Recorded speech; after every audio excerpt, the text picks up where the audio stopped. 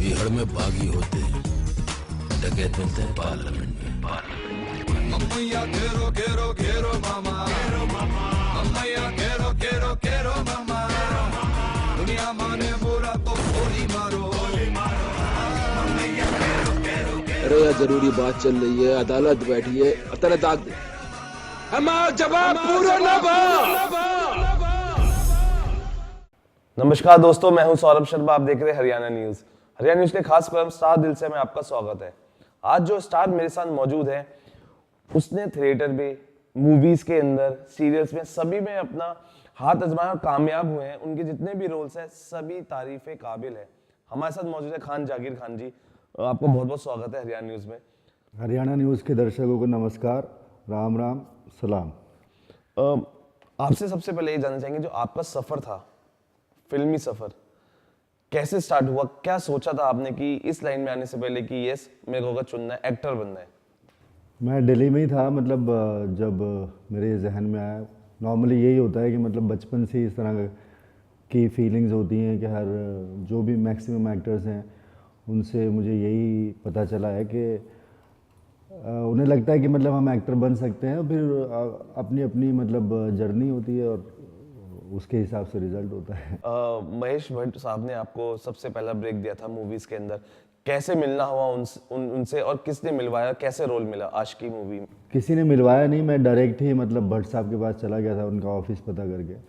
और मैं पहुंचा था, वैसे ही वो पीछे से आ गए थे, तो उनकी मेरी मुलाकात हुई।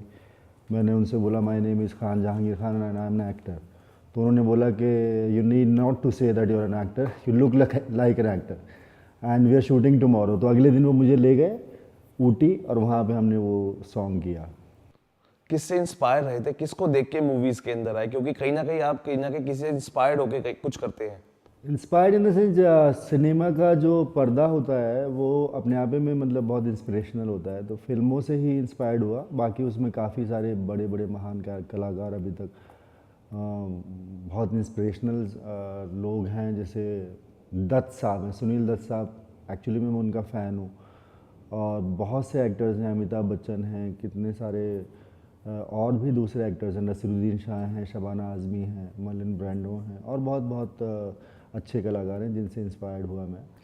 और ये लाइन में मैंने आने की सोचा। थिएटर से आप जुड़े रहे, नसीरुद्दीन शाह साहब के बाद ओम पुरी साहब की बात करें, थिएटर से जुड़ने के बाद एक्टिंग बहुत इजी हो जाती है फिल्मों में, क्योंकि वहाँ टेक्स के बहुत चांसेस होते हैं, लेकिन थिएटर में टेक्स का कोई चांसेस नहीं होता। थिएटर से भी जुड़े रहे हैं आप? हाँ, थिएटर में मैं इनिशियली एक्चुअली मैंने एक इंटरव्यू देखा था किसी एक्टर का, बहुत पहले की बात है, जब मैं कॉलेज में ही था, स्कूल में था इनफैक्ट। तो वो इंटरव्यू से मुझे पता चला कि national school of drama Mandi house में, क्योंकि मैं दिल्ली से ही बिलोंग करता हूँ, दिल्ली में ही मेरा मतलब मेरा बर्थ प्लेस है। तो वो इंटरव्यू देख करके फिर मैं निकल लिया नेशनल स्कूल ऑफ ड्रामा की तलाश में। फिर वहाँ पता चला कि यहाँ 3 साल का कोर्स होता है, उसका टाइम नहीं था उस टाइम पे। बट उसी के सामने फिर Shri Ram centre for art and culture, आपको मालूम होगा, मंडी हाउस में। तो वहाँ कुछ पता चला कि यहाँ पे एक साल का कोर्स होता है। तो फिर मैंने वो कोर्स ज्वाइन किया, और वो कोर्स कंप्लीट करने के बाद फिर मैं रेपर्टरी कंपनी चला गया एंड रेगुलरली प्रोफेशनली मतलब मैं वहाँ पे काम करने लगा। मैंने काफ़ी मतलब 4-5 साल थिएटर में वहाँ पे बिताए, मंडी हाउस में। और उसके बाद फिर मैं बॉम्बे में मैंने थिएटर स्टार्ट किया। वैसे तो सभी रोल्स आपके काफी तारीफ है, लेकिन जो एक पान सिंह तोमर में आपने जो एक रोल मूवी के अंदर रोल निभाया था, वो कहीं ना कहीं इंटरनेशनल लेवल पे भी आपको रिकॉग्निशन मिला, उसके बारे में क्या कहेंगे आप? उसकी वजह ये, एक तो सबसे अच्छी बात ये कि वो फिल्म बहुत अच्छी है। वो पान सिंह तोमर का बायोपिक है, और जो मेरा कैरेक्टर इसलिए उसमें लाइक किया गया क्योंकि मैं एक तरह से स्टोरी क्रिएटर था।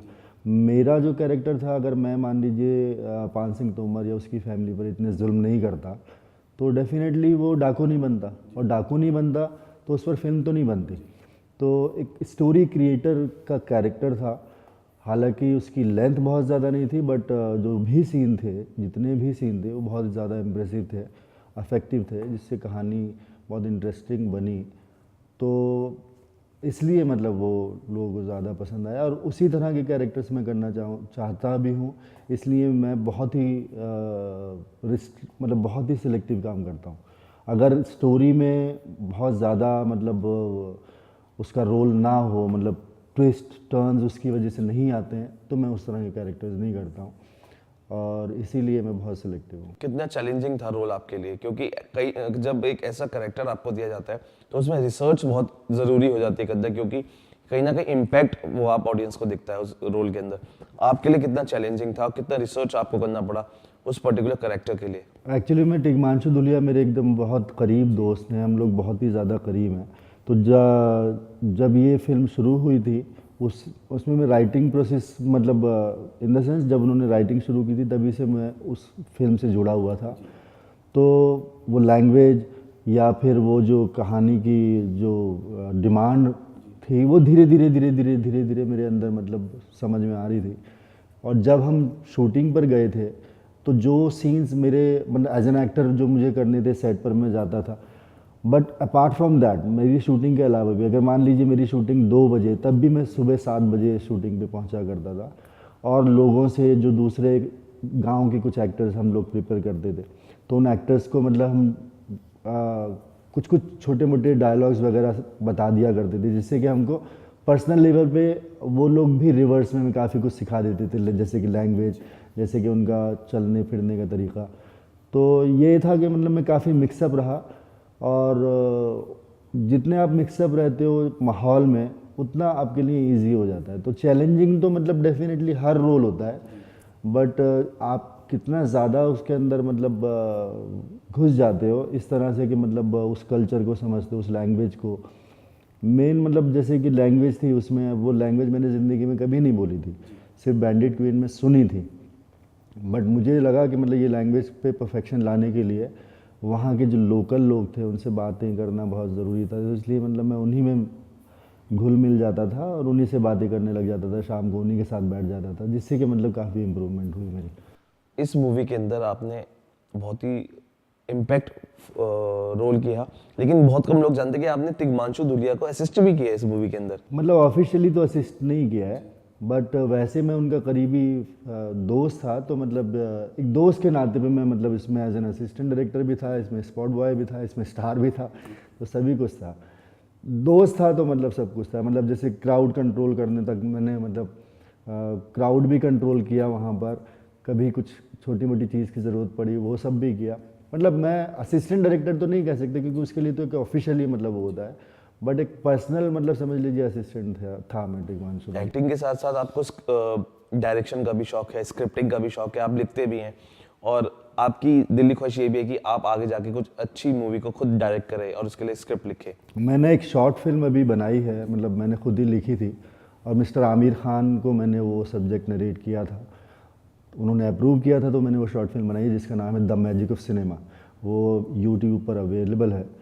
एक्चुअली में वो मैंने आमिर खान को इसलिए सुनाई थी क्योंकि उसमें मुझे लगान की फुटेज यूज़ करनी थी।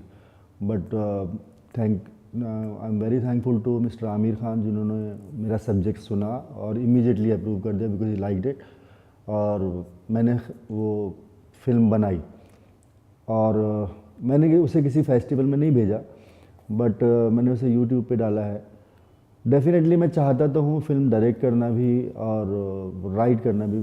तो अभी मेरी एक फिल्म है जो बहुत जल्दी फ्लोर पर जाने वाली, जो मैंने स्क्रिप्ट लिखी है, बट डायरेक्शन फ़िलहाल मैं अभी फ़िलहाल मतलब एट प्रेजेंट बिल्कुल नहीं करना चाहता हूँ, क्योंकि एट प्रेजेंट मेरे पास 3-4 असाइनमेंट्स हैं एक्टिंग के।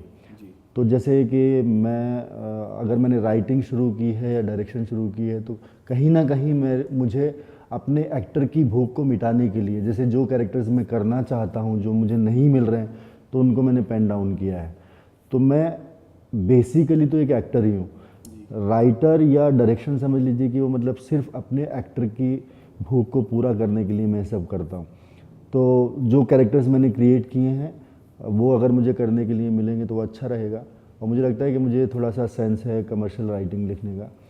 तो आई होप कि मतलब मेरी 1 by 1 जितनी भी स्क्रिप्ट्स हैं वो मतलब उनके ऊपर फिल्म्स बने। बट फिलहाल मैं डायरेक्शन में बिल्कुल भी इंटरेस्टेड नहीं आपने थिएटर किया, आपने सीरियल्स किए, आपने सिनेमा किया, बॉलीवुड मूवीज़ की, सबसे ज़्यादा मज़ा आपको किस में आया, क्या करने में आया? सबसे ज़्यादा मज़ा तो मुझे पान सिंह तोमर करने में ही मज़ा आया, सच्ची बात तो ये। बाकी हर ये ज़िंदगी का एक मतलब एक जर्नी होती है, जैसे कि थिएटर करना, थिएटर जो हमने पहला प्ले किया वो आज तक याद है।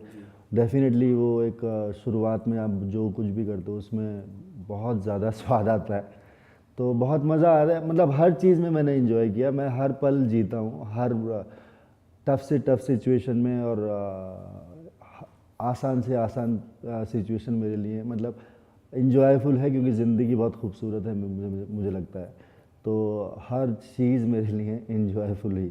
चलिए यहाँ वक्त है छोटे से ब्रेक का, ब्रेक के बाद भी आपसे बातचीत जारी रहेगी। चलिए यहाँ रुकना एक छोटे से ब्रेक के लिए, ब्रेक के बाद भी जारी रहेगी खान जागीर खान से दिल की बातें। बिहार में बागी होते हैं, डकैत मिलते हैं पार्लियामेंट में। मम्मैया घेरो घेरो घेरो मामा, मम्मैया घेरो घेरो घेरो मामा, दुनिया माने बुरा तो गोली मारो। अरे यार जरूरी बात चल रही है, अदालत बैठी है, अतरे दाग दे। हमारा जवाब पूरा ना